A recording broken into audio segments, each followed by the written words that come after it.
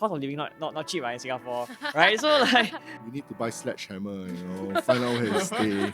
Then if he breaks your heart, just break his knees or something like oh my, that. Everyday patois or something? I don't know. Anyways, it's COVID, I'm bored, that kind of stuff. Whoa, went out during COVID. Oh my. Okay. Post-COVID.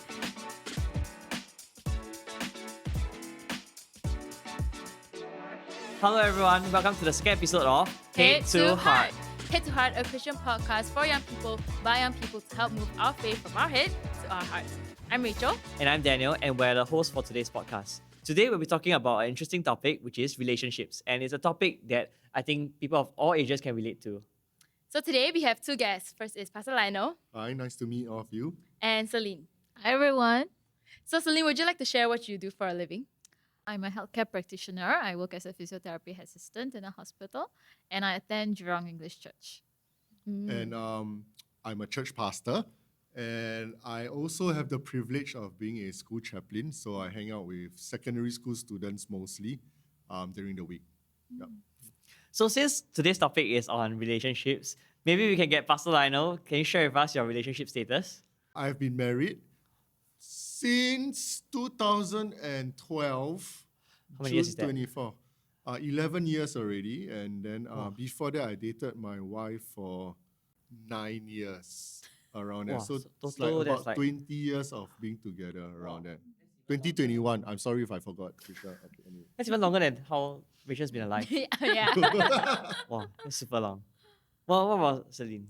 I am married for 8 months now and I think I know my husband for 3 years before I got married. Yeah. I've been married for about 10 months, but I knew my wife since 2024. So I knew her for about nine years plus before we got married. Wait, you knew her since when? 2024? 2024! Yeah, that's what I'm thinking. You died already. 2014. 2024, I cannot do the math. Yeah, I'm thinking, I'm like, only 1 year. Eh? Yeah, I also I think. Yeah. 2014. Yeah. So about 10 years. Okay. Yeah. Rachel? Single and happily single. All right. We're happy for you too. Yep. Nice. Maybe we can jump into our first question. Rachel, yeah. Okay. So do you think there's a difference between dating and dating as a Christian? I've heard a couple of different definitions. I think for me, when I was in junior college, the first kind of non-Christian definition of dating was just to go out together in a semi-exclusive manner, just to figure out whether you really want to commit into a relationship. So that was dating. And then there was the seriously dating. For Christian dating, very straightforward, right? It was always talking about the pursuit of marriage. Are you a suitable wife or husband? And the dating process is just to figure out whether there's a good match. I'm a second gen. I grew up in church. So I think in church, especially I grew up in a very traditional church, I always thought dating is a bad word as a young kid. I didn't know the meaning, as a young kid. But people would be like, oh, well, like, that person go for a dating, that kind of like very toxic gossips in church. When I grow up and I go to school and I actually learn what is dating, I thought it's just two people who are interested in each other. They go out, get to know each other, and I get to know that they are romantically interested in each other. But when I grow even older, I realize it's just a pursuit for a relationship, like a serious relationship. And for me personally, it become maybe a pursuit for companionship. Maybe to push the question even further, right? Because we talk about dating as a Christian. So I'm not sure if there's anyone in church who have told you this before. I wouldn't say they ban dating, but they strongly discourage dating at a young age. So just to check notes with you, right? What age did they tell you was suitable? They didn't really specify like a particular age, but it's like in primary school or secondary, like don't even think about dating. Maybe when you're older, NS, or like maybe when you go to uni, then you start considering these things. I hear some of my friends, they said that their parents tell them that they can't date until they're like 21. Ooh.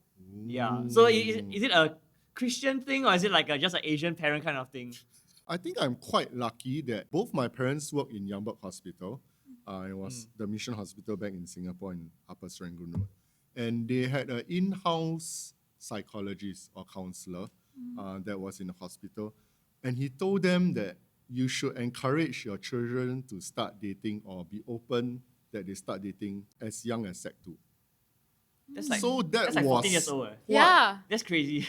they would check out on me. I remember when I was 15 years old, I was like, I totally get the don't date until you get a...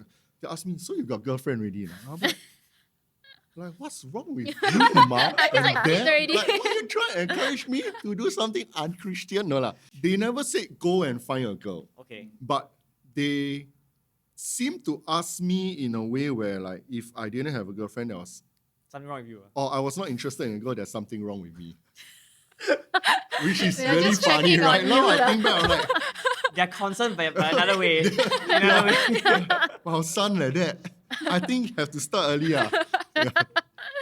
So then, do you all personally feel that there is like a correct age to start dating? Or you work in a school, right? So if you see students, what will you tell your students? So I cannot say anything because our school rule, right, is that officially dating is not allowed. Okay. Yeah. But we all know it happens, okay, students, if you're listening in. It's quite a natural process, right? Like you discover your place in this world, and part of going through puberty and secondary school years is I now want to discover whether there's that special someone for me. Because it's part of who am I in this world, right? I guess I go against the traditional Adventist grain of get all your ducks in a row with education and then think about love. I think discovering what love is, and part of that is discovering who God is very essential in growing up and your self-identity. Actually, I feel like I'm a bit like the way I think is a bit in the traditional sense. Like I feel like I need to get my studies in check first. Actually, funny story. When I first joined, I joined the trampoline gymnastics team, and then the teacher in charge, right, called me to the office, and then told me that you're gonna train a lot, but you also need to do your O-levels well. So no dating. Like he straight up told me no dating. Your gym coach tell you no My dating. teacher in charge, and I didn't even like know him that well then. But okay, like because I had Was like your dream church like Adventist? Wait. no, he wasn't. But like he was very clear on it. He said if I want to date, right, then like I have to make sure like I have to have everything A. I was Sec 1 and I come from a girls' school, by the way. So I was like, I'm not even thinking about dating. What are you talking about? But a lot of people around me were dating in secondary school.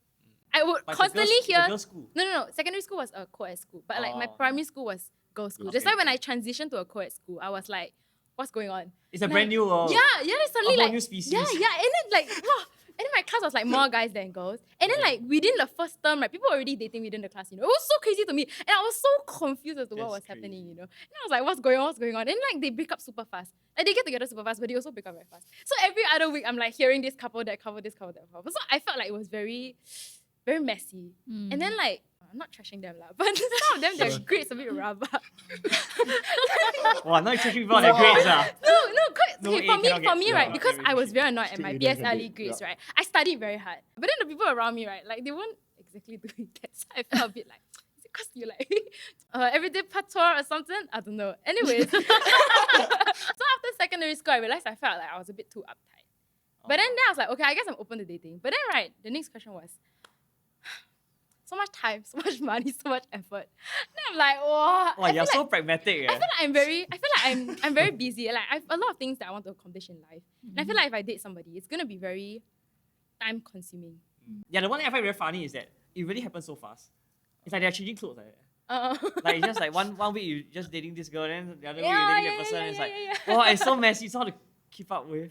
Which brings us to the next point, right? Is like when we think of the concept of dating, just now I think Pastor Lionel mentioned, right? From the more Christian point of view, when you date is with something more long-term in nature, which is marriage. You are dating with a purpose, it's more intentional, which would raise some questions. It's like, then is it that as Christians, is that the only reason for dating? Can you like just date for fun, or can you date for experience, or must it be with that goal in mind already? Before this podcast, right, my thoughts is just try lah, right? But do it responsibly. I think there are boundaries. I think in secular terms, saying I love you is a big deal. There's still something to be said about being serious about what love is. But at the same time now, as you were talking, I was just thinking, if one day my daughter comes and tell me like that, I'm dating this guy. Oh no. How will I feel about it? There's some part of me, right? Even though I share everything and go explore love, like I don't know whether my heart can take it. So at what age will you let your daughter start dating? 41 years old. Wow. Let's just not let That's her crazy. date. Like the thought of having a guy date her and then breaking her heart evokes a very primal male protector spirit within me. It's like I was telling my son, like, we need to buy sledgehammer, find out where he stay. Then if he break her heart, just break his knees or something like Oh that. my. I'm a pastor. Like, oh no, anger issues. Go talk to a counselor or something. Just send a son. But like to me, the principle is, sure, she can date, but as a father, I would hope the guy would date her honorably. Date her in a way where you can look me in the face, right, and say, I took good care of her. My point of view is don't date for fun. But mine is not really a very biblical point of view, just pragmatic. Don't waste money. Waste time also, Waste right? time, You waste spend so much money, time waste with this. effort. We're not I sure. agree. But then you also will never be sure until you do it, right? It's for people who know that, okay, I don't really want to be in a long-term committed relationship. I just want to like try it out. Maybe because my friends are doing it, so I just want to like see how it is. Yeah, FOMO maybe. Yeah, I just want to try to have a partner, see how it feels like. What would you say to that?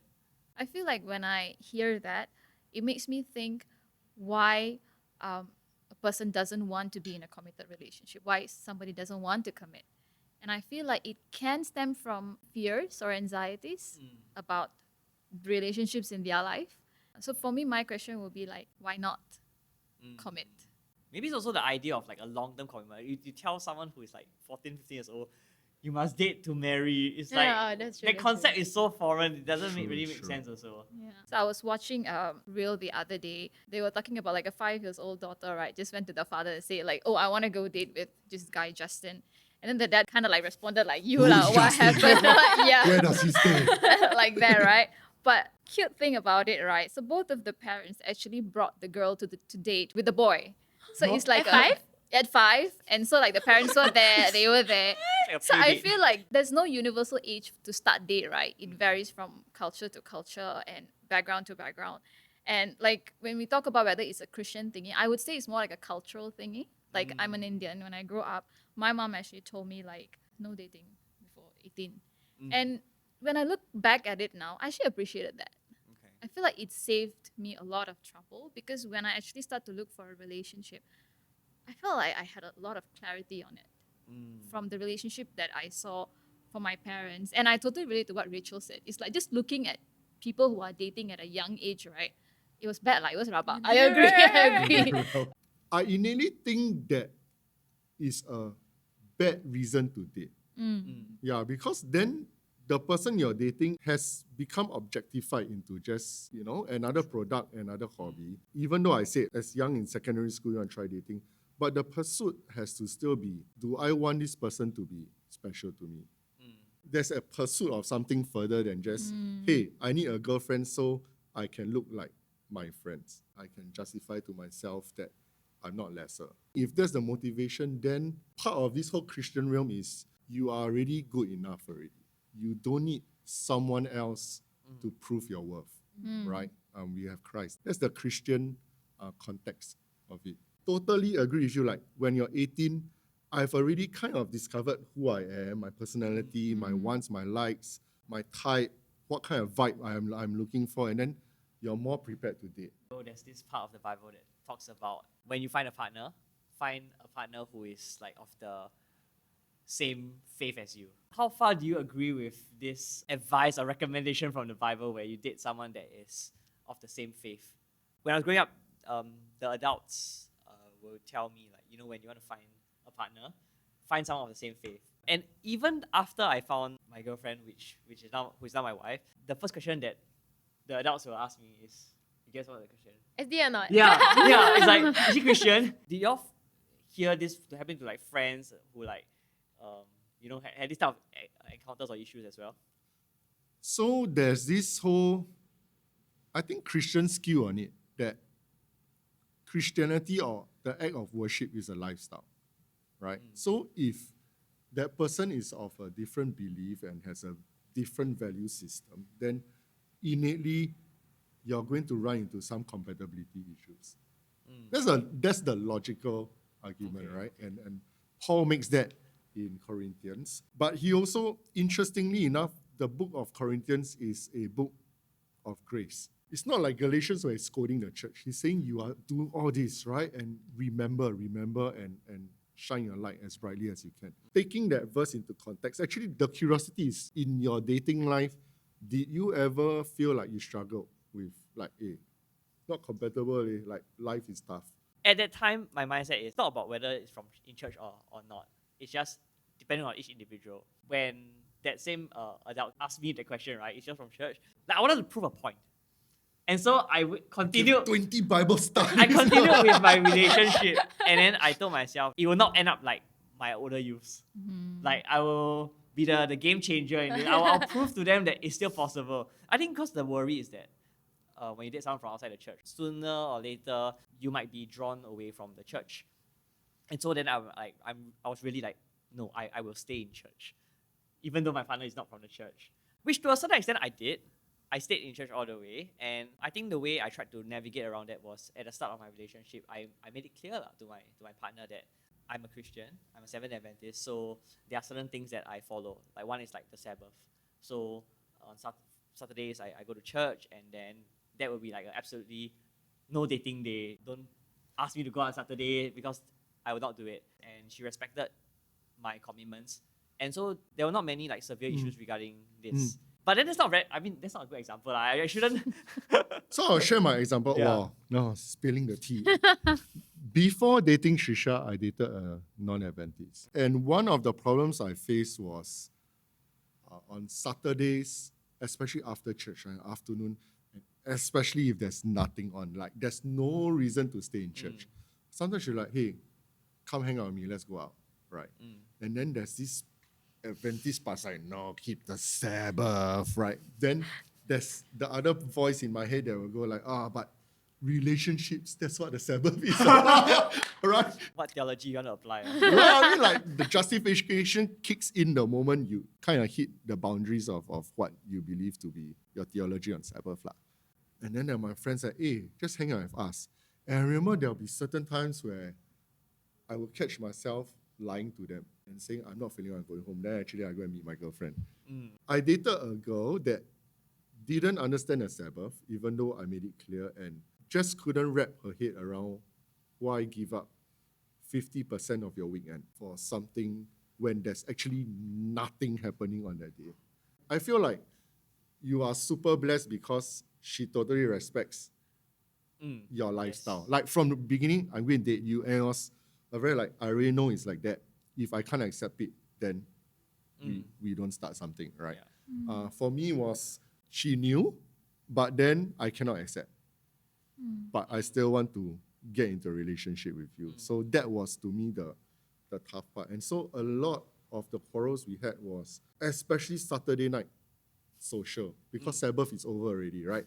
And then now there's an argument, do I hang out with my friends and do the whole Sabbath thing and eat dinner together? It's like a tradition, or do I ditch everyone and go hang out with my girlfriend? And that was tough. But looking back, I don't think it's even about Sabbath. I think it was more on our emotional maturity as people. Yeah, I was a very different person back then when I was dating her. If you want to be safe, then choose someone in church lah. But I also can tell you as a pastor and a chaplain that not all church relationships work out similarly. True. Yeah, so it's not like, wow, checkbox, equally yoked, woo, and then like, my troubles are behind me. If we look at it in that context, then I think we are taking it out of context for what Paul is saying. But if this is your pursuit of life, you naturally will attract someone that is like-minded. Maybe not in methodology, but in the value system and things like that. Yeah, and I have had the luxury in my life to meet many non-Adventists, non-Christians, who I feel are more loving, more Adventist than some of the people I meet in church. Yeah. I love the beautiful part where God says, I judge the heart. Yeah, not how you portray yourself True. to the fellowship even. Yeah. I have a question. Would you rather date someone who's non-Christian, has like amazing chemistry with you, or someone who ticks all the Christian boxes, but you don't have as much chemistry? When I started dating, right, I felt like I lean more toward the first one. Like, you must tick the Christian box. Lah. But my mom actually tells me something differently. If the person loves God, it's good enough. And I feel like that's always stuck with me. So my first relationship that I pursued is actually an Adventist. And after that, it's also an Adventist. And it didn't work out at all. And when I think about why it didn't work out that time, I realized that our values, even though we are Christians, even though we are Adventists, it doesn't match. They can be leaders or serving in church. They can be very highly esteemed. It's just I don't see eye to eye with them in my spiritual level. So when I actually go out with my husband now, I didn't know he was a Christian. He asked me out. Then I thought, like, why not? But honestly, I thought he's just like having fun, like I said, okay, well, let's just go entertain this guy, I just went like that. Yeah, like it's COVID, I'm bored, that kind of stuff. Whoa, went out during COVID. Oh my. Like, Okay. post-COVID. Yeah, but I didn't know. But Does he know this? Later he listened to the podcast like, hey. Celine's mom's like, what?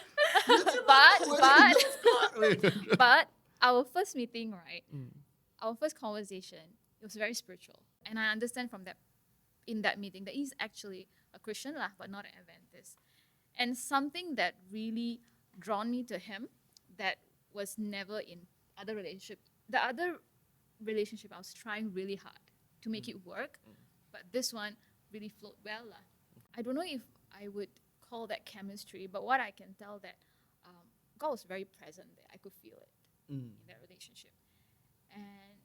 And when I go on that relationship, I had this fear about beliefs, like what I shared, right? Like Sabbath beliefs and everything. And every time I see a guy, right, I always say this prayer to God, God, if this person is not of your choice, I don't want him. But it was a very difficult prayer to pray for this person because I really, really liked him. And every time I do that, I always wanted to go and talk to him about Sabbath. I feel like God always stopped me there, like, not yet. Now he keeps Sabbath better than me. And he even learned about Sabbath even before he started his Bible study. And I felt like it was divine intervention. Okay. And I felt like So cool. God was really in this relationship. So if you ask me, would I choose someone that would check the Christian box or had a chemistry? I feel like it's neither. I feel like the person that will be most compatible for me is the one that God can bring for me. Like, it can be a little bit like traditional notion, right? Oh, like, like God has D1 for me, right? But my husband now makes me believe that God is my divine matchmaker. What if there's like no one that you can find who'd be like the perfect one for you? Do you think you should wait, or do you think you should lower expectations? Is that why you're still single now? You feel like... No, because it's studies. Oh, studies first. Okay, studies first. I think I met my husband now actually after I was 30, which was actually quite late. And ideally, I was already planning to I will date at 23, 24, and I'll get married at 27. That was the original plan, right? There was a lot of pressure when I passed my 26 to actually date. So that is why I actually put myself in situations that, maybe I can go into relationships and I can pursue a relationship. Probably I'm not romantically interested in. Maybe it's like good prospect, like good Christians, that kind of thingy, right? But at that point in time when I was reaching 30 and I know that I didn't really find anyone that I like, it was a bit upsetting, and I was kind of upset with God. I just told God that I know you know the desires of my heart, because Bible does say God knows the desires of our heart. And I told God that, I'm going to surrender in your timing. And then this guy showed up. Yeah. So it's a blessing that God gave. Correct. But for me, I would take it as like, God wanted me to come to that stand first. Like, I don't need anyone else. I felt like God was also prompting me to alter my expectations. I feel like it's a gift actually that we can talk to God about this. I feel like I talk to God about like the person that I want, and I also like ask Him like, what do you think? I also have asked Him before, are you kidding me? It's like too long. It's 3 years old and nothing is working out. Yeah, and it's a very uncomfortable position to be, especially as a lady. I would say. Mm. Especially in Asian culture, Yeah. it can be quite difficult when your family or relatives, your married friends actually get asked about like, oh, haven't you having fun, all this kind of thing, right? I know the intentions are good, but it also puts you in a position where, oh, you have worth when you're married. Not to say that everyone will definitely get married and all that, but I think God just wants us to be happy. And I think like what Celine put it really well, like God knows your desires. And so if you are seeking a partner and God knows it, maybe it's just not the right time, and God will show you the right one in due time. So it's like both, like a mix of both, like weight and also your expectations is like.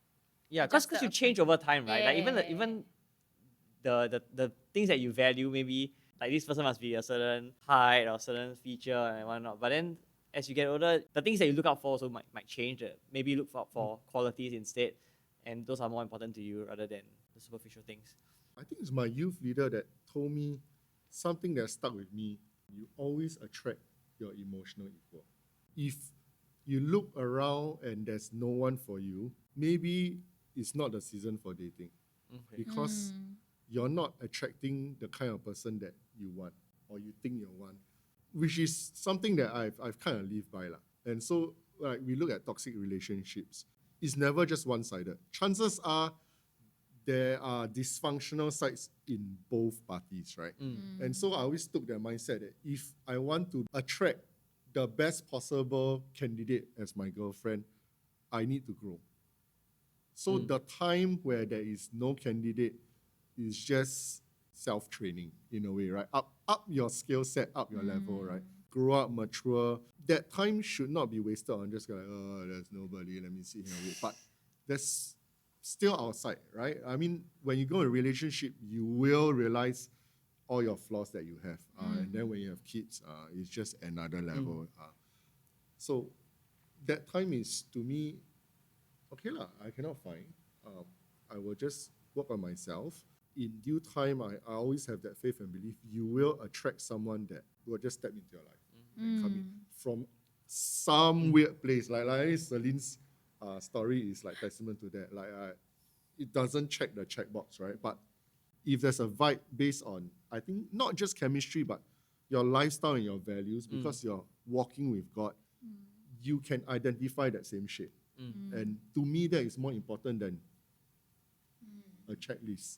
Being in relationship is great. Like as much as I enjoy being in relationship, I also enjoy my single times because I realized that I grow a lot and I feel like I learn a lot of things. And sometimes even though, I hope my husband not listening to this, sometimes like I would say like, like maybe you want to go out, go out. Let's just, like let me chill a bit, But I feel like in relationship, even though we are together, we both need that space to work on each other. Yeah.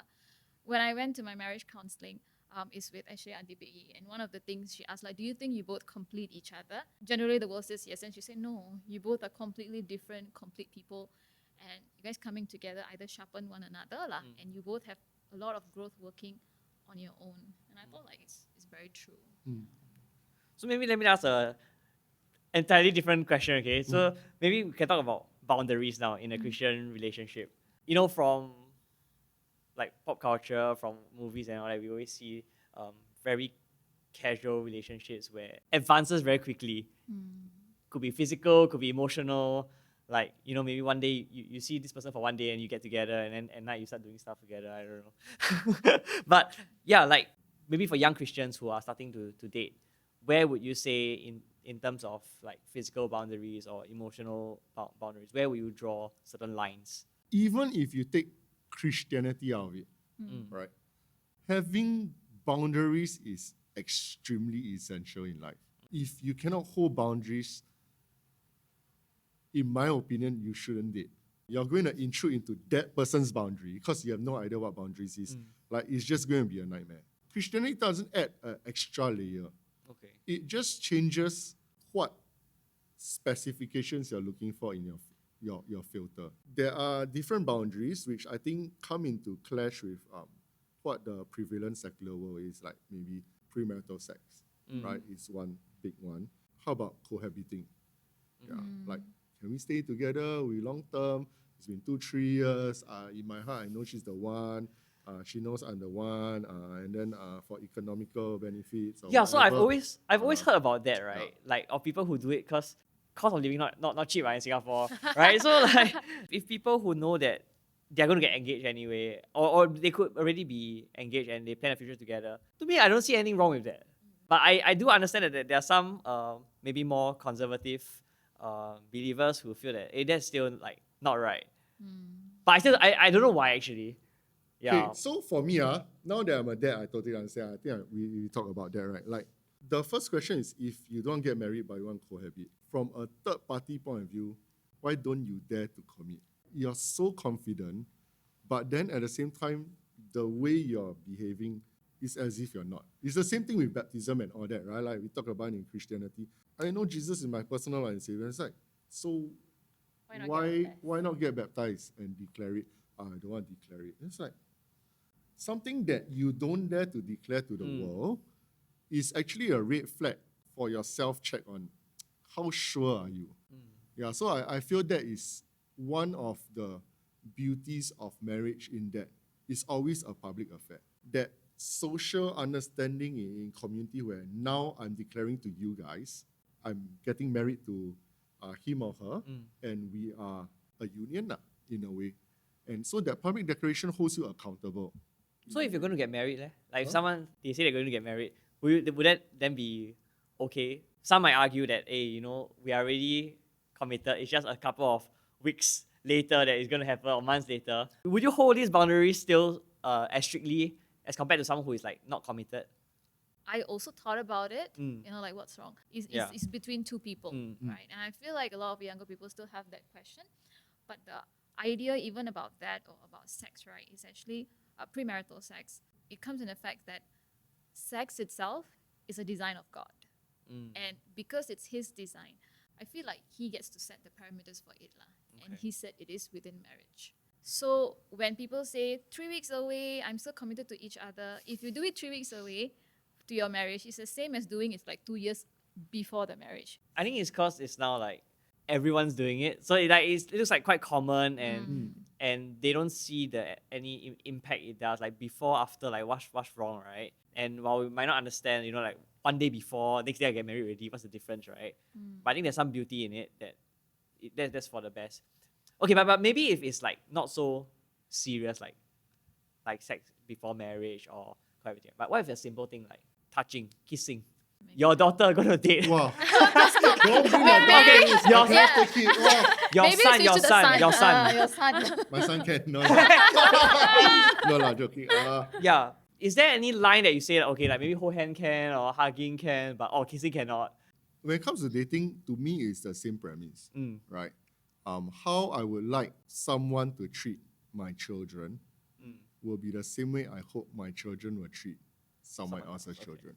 If you cannot love your partner in a manner that is honorable enough to withstand the scrutiny of her parents, right?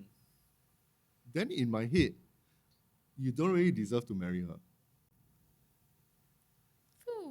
Yeah. But in isn't my that a head. very high standard to hold? Like, I mean, So to me, holding ourselves to high standards is part of Christian living. You brought out the example, like, in 2 days you're going to get married, why can't we just do it now?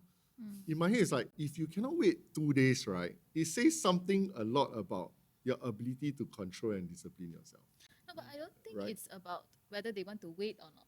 They think there's They no cannot wait. necessary no what if they don't think they don't need to wait? Like there's no need to wait. It doesn't matter if I do it before or after. So then, to me, that argument is, it moves into the spiritual realm, right? Who is God in this marriage? Yeah. Because God is the one that unites the union, and in front of God, you declare yourself as one flesh, right? And it's a covenantal thing. Correct. So covenant is, you all know what covenant is, right? He was explaining Yeah. covenant. So covenant is like John Wick, the blood pact, What? the marker. okay, it's like a promise. To break it is to die. So there are a few covenants we know of. Sabbath is one, and marriage. These were before sin it happened. And so God takes marriage extremely, extremely seriously. Yeah, it's something that I unite and I define you as one being in a certain way, and there's this oneness. Like even when I was dating, right? So I was discussing about boundaries with my fiance that time, right? In the relationship, I'm a bit more rebellious one, like he's a bit more quiet one. So when we talk about it, and the first thing that he said is he wants to keep the physical intimacy after marriage, lah. And I told him, no, we don't have to be very strict about it, you know, like so we can talk about what's allowed, what's not allowed, right? And I really loved one thing that he said is that like when we experience it after marriage, God will be with us. And I feel like, what do you mean like God will be with us then? Then he said, right, because it comes back to what you said, lah. You can date all you want, you can be all you want, right? But marriage is very special because it's a covenant. It's basically God said so. It's a blessed thing. It's holy. And Yeah. when you enter into a marriage, it's not two anymore, it's three. And it's like a pact, lah. Yeah, God will always be there. And when he said that, I felt like, when you said like some people can be more Adventist, even though they are not Adventist, it's like he's one of them, lah. And I'm not. Yeah. So I really think it was a very beautiful thing to see marriage. The whole point of sex and like even like the physical intimacy. The reason why we don't see dating a lot in Bible is because it was all centered in marriage. Because that was the God's plan for two people to come together and to be intimate and to have companionship. Even God, in his relationship to his people, right, he says as a husband and wife, right? That's how beautiful he meant the marriage to be. Yeah. And so to remember at that time, right, life was not so private. Everything was very communal. Like my professor told me, in a Jewish community, multiple families can share one living room. So it's like you only have a room, right? And the courtyard is where you cut your vegetables, so you see Everybody's all there. the children running around together in this central courtyard. And then you just retreat into your own room to sleep. So that idea that I already know your family, I know how your child is like when you're dating, they really watch you grow up already. So it's a very different context from today's dating idea where I'm meeting a whole new stranger, their families are strangers, we know nothing about each other's cultures and stuff like that. Yeah. I like that you mentioned how the marriage is a covenant, right? And God treats it so seriously. So in relationships especially when it's like, for younger people, when they see someone who is like not compatible and they break up, how do y'all view this breakup? Is there like a right way to break up especially in like It's not you, it's me. no, especially in like if it's for Christians, right? And you have young people that maybe you see and they say that, oh, I don't like this person anymore, I'm gonna break up. Like what will be your response to that? I think divorce and breakup is very different. Breakups, I think if you find that person is not compatible with you and you feel like it's just not working out anymore, I feel like just do it. Okay, as long as like you feel the person's not right for you. Yeah, it's not right for you, but I would say do it with God. Because I had friends, Christian friends, who had a very difficult breakups, but they did it together with God. It turned out to be a blessing for them later on. Yeah, right. So sometimes it's depend on like we could never know how to break up. Breakup is a very difficult thing to do, right? It needs a lot of wisdom. Like you can just like hide away and like okay, like but you can just go all in. Like I'm gonna confront you, like I'm gonna like. Some people just send texts. Yeah.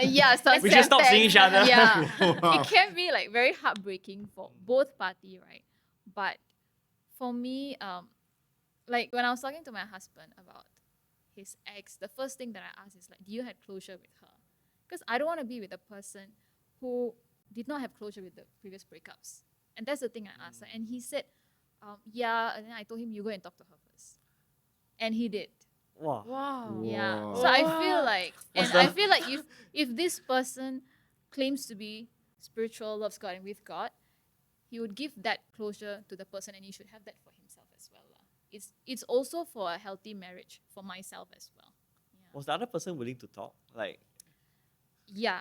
He's Oh, the one wow. who didn't want to talk. Oh my God, I don't know if I should say that. Sorry, husband. I did ask for his consent today. Like, can I share? You said okay. Wait, but how do you have closure? Like, what do you mean by closure? Closure means you go and talk to them and say that like you know, you would have hurts. There's a reason why you want to break up, right? There are things that you are unhappy about, things that you might feel hurt, both ways, right?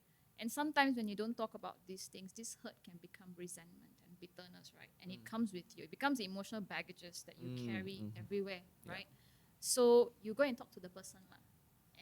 And I feel like as a Christian, we have a little bit of upper hand because we have God. And when you do it with God, from the experience that I see, it was a lot better. It was a lot more blessed, lah.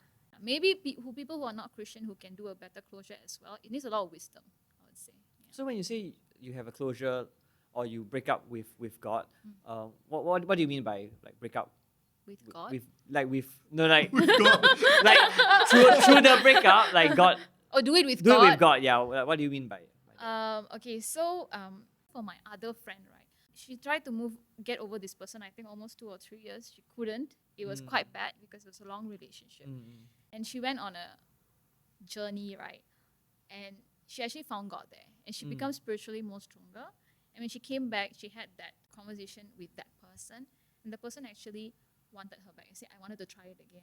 But there, even though she knew that she had some feeling, she knew that God was telling her, no, you're not going to that. And when she shared with me that's so powerful. So that's what I said, do it with God. I cannot explain how God will help you, but I know that when we call to Him, right, He will intervene in the way that we cannot understand, but it will be relevant for us. That's what I believe. I think every time when we see young people, especially like no one likes to see someone else going through a messy breakup and things can get quite ugly and there's always hurt over there. To avoid this type of pitfalls of relationships, right? What kind of advice or what kind of red flags would you ask people to look out for so that they can avoid this type of ugliness Sick or yeah? relationships. I think honesty will be something that I really look out for. If the person is like dishonest, right? Like always lie, right? Wow, confirm cannot. Lying gets easier. The more you lie, the easier it is to lie. They lie a lot, right? Then they lie to you. Then I feel like the relationship get very messy. Yeah. I don't know if it's the same thing. It's being secretive, lah. What I look for in a person is always someone that is teachable and not so egoistic. I will keep Mine it going. is, I think, trust. To me, trust goes together with loyalty and that whole don't lie to me. I think we're all speaking about the same vein. I must be able to trust you to take care of your own self-development. Can I trust this person to have my back? Can this person trust me, or can I trust myself even to be there for this person when times are tough? Sometimes, it's one-sided, like I want this person beside me, but I don't know, maybe I don't love this person enough or whatever. There's something blocking my compassion to be there for that person. That's still a red flag. So for me, it's just that trust. Or I can trust that, we might be distracted from time to time, right? But we are always going to discover each other and feel happy walking this same journey of life together. Because our direction is kind of the same. I don't need to wake up in the morning like questioning, am I going to be a husband that can fit the bill, that it will be good enough. The questions I want to think about is like, how can I make your life better today? What does the adventure of today bring, and how can we enjoy it together? Like to me, that is so much more fun. And which brings back to the first question, should we just date for fun? To me, if a relationship is not fun at all, right? Yeah. There's something wrong with your relationship. True. It should make you happy, right? I Yeah. mean, God said it's not good for man to be alone. And when Adam saw Eve, there was a joy in his heart. It's like, finally. So if that's not there, right, wow, very sad, no? You still get married. Yeah, it's going to feel like you're being imprisoned, I feel. Yeah. That sense of adventure needs to be there. I think my answer is very, very simple. Is that I just need to find someone who respects me as a person. I would never date someone who is selfish.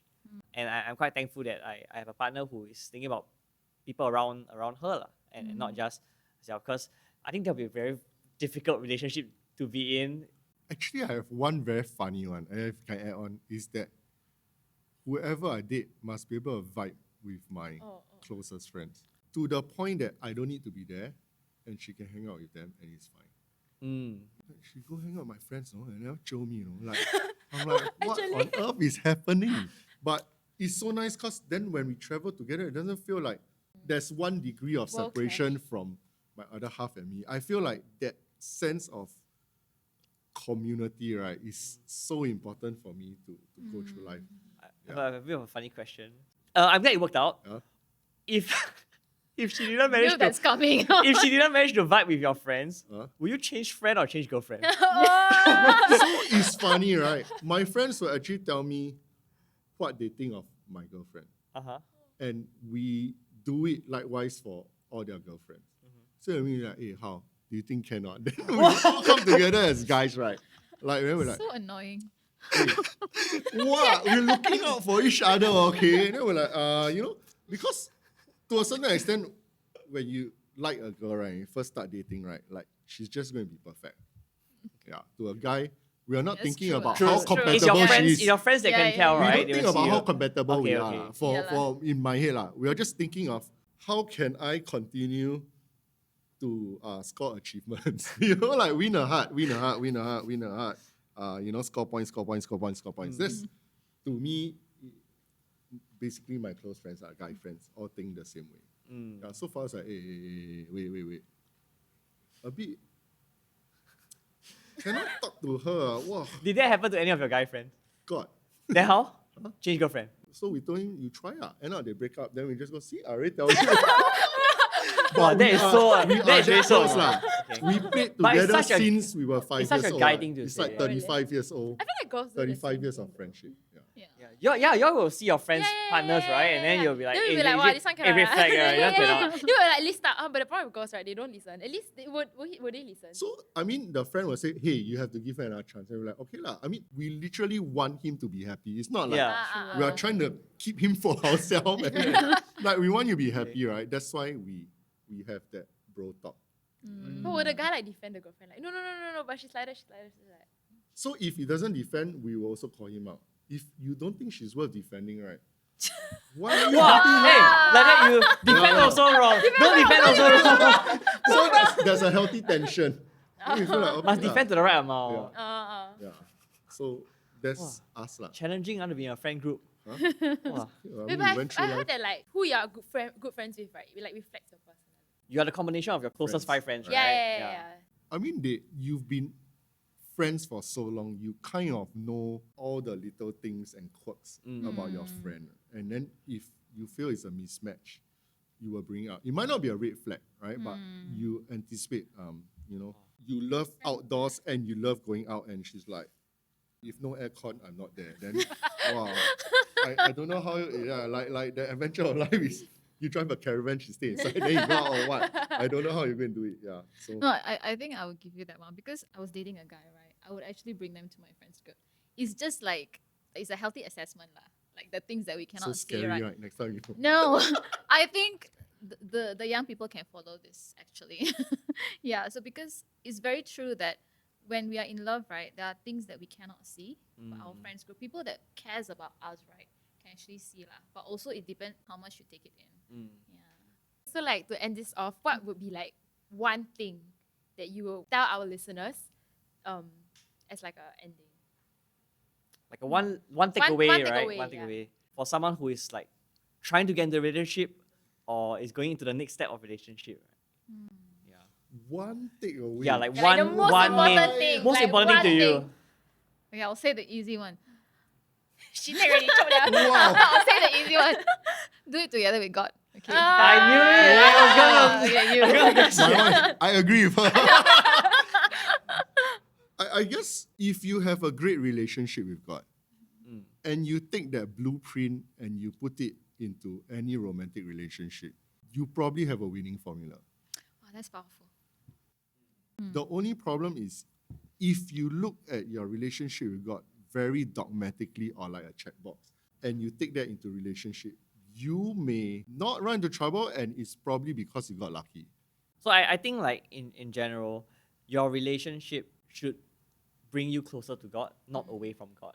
I think that's the easiest sign to whether or not this relationship is good for you. Because if it brings you away from God, then I would say that that's not entirely a very healthy Christian relationship.